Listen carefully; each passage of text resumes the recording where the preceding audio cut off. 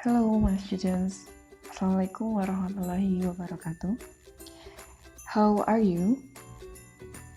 Hopefully, you are in a good conditions and a healthy body.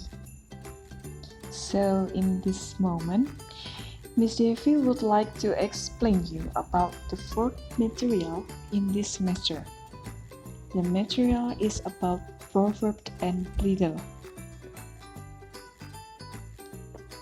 Nah, jadi ini adalah materi keempat di semester 2 ini. Karena memang sedang ada wabah COVID-19, jadi materinya ini saya buat seperti video pembelajaran. Karena ini masuknya adalah pembelajaran daring. So we go to the next slide. Proverb. What is proverb? Proverb is a sentence that people often quote, which gives you advice or tells you about common life experience. Jadi apa yang dimaksud dengan proverb? Proverb itu adalah peribahasa. Nah, proverb is a sentence. Sentence itu adalah kalimat di mana people, orang-orang itu biasanya quote. Nah, kalian pasti udah pada tahu apa itu artinya quote, ya. Quote itu adalah sebuah kutipan atau mengutip.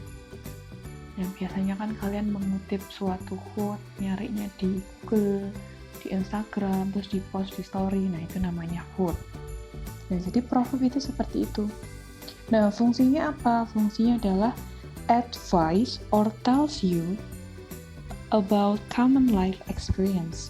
Jadi fungsinya itu adalah untuk advice atau untuk menasehati tentang kehidupan sehari-hari. Nah, itu adalah proverb. Kemudian types of proverb. Nah, types of proverb itu adalah jenisnya. Jenis proverb itu ada apa aja? Nah, ini ada 3. There are 3 types of proverb here. The first one is proverb that over advise. The second one is proverb that gives motivations. And the third one is proverb that has moral lesson. Nah, jadi yang pertama itu adalah proverb yang menawarkan tentang advice. Nah, advice seperti slide sebelumnya artinya adalah menasehati. Jadi yang pertama itu proverb yang fungsinya itu untuk menasihati, atau dalam kata lain itu bisa disebut dengan pepatah atau peribahasa. Kemudian yang kedua, proverb that gives motivation. Motivation adalah motivasi. Nah, jadi yang memberi motivasi ya untuk kamu itu namanya perumpamaan. Dan yang ketiga, proverb that has moral lesson. Moral lesson itu adalah pelajaran moral. Ya, jadi bisa disebut dengan slogan. Kata lainnya itu seperti kata-kata mutiara. Nah, itu namanya pameo. And move on to the next slide. Characteristic of proverb. Karakteristik itu adalah ciri-ciri dari proverb tersebut. Nah, there are 3 characteristic here. The first one, proverbs always have meaning. Nah, seperti yang kalian tahu, meaning itu artinya adalah arti. Ya, meaning. Proverb yang mempunyai arti atau makna. Yang kedua, proverbs are often used in everyday life. Jadi selain proverb itu harus punya meaning, dia itu biasanya digunakan di kehidupan sehari-hari. Nah, itu ciri-ciri yang kedua. Ciri-ciri yang ketiga, proverbs have a moral value in it. Nah, jadi seperti slide sebelumnya tadi, semua proverb itu pasti punya moral value atau dalam bahasa Indonesia disebut pesan moral. Nah, semua proverb memiliki itu.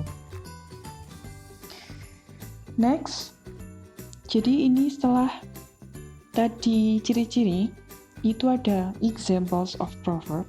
Examples itu adalah contoh. Nah, contoh yang pertama, curiosity killed the cat. Curious itu apa sih? Nah, curious itu adalah rasa ingin tahu. Rasa ingin tahu, killed, membunuh kucing. Nah, ini adalah salah satu contoh dari proverb. Nah, apakah artinya rasa ingin tahu itu membunuh kucing? Apakah itu arti sebenarnya? Tentu saja tidak ya. Jadi di sini artinya, kalian bisa baca yang bawah itu, literal meaning, it is bad to be curious about other people's affairs. Jadi, curious itu kan ingin tahu, atau misal bahasa gaulnya kalian yang paham itu kepo. Nah, jadi kalau misalnya kalian terlalu kepo dengan other people's affairs, dengan urusan orang lain, itu tidak baik. Nah, itu maksudnya dari proverb ini.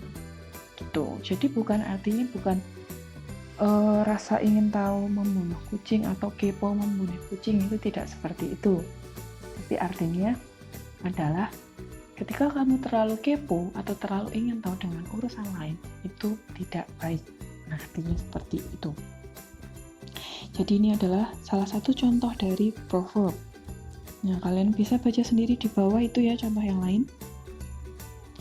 Then move on to riddle. Nah, berbeda dengan proverb. Kalau riddle itu adalah a questions that describe something in a difficult and confusing way, yet has a clever or funny answer. Nah, jadi riddle itu adalah sebuah questions. Apa itu questions? Pertanyaan. Pertanyaan yang isinya mendeskripsikan tentang sesuatu yang difficult and confusing. Difficult itu adalah sulit atau susah, confusing itu membingungkan. Dan jadi intinya riddle itu adalah sebuah pertanyaan atau biasa disebut dengan teka-teki. Nah, jadi misalnya nanti akan ada sebuah teka-teki, nah kalian suruh nyari jawabannya. Itu namanya riddle. Dalam bahasa Inggris disebut riddle. Kayak misalnya teka-teki silang, TTS. Nah, itu bisa disebut dengan riddle juga. So, next, I will read the example. The example of riddle itu yang sampingnya itu ya, bisa dibaca. I am tall when I am young.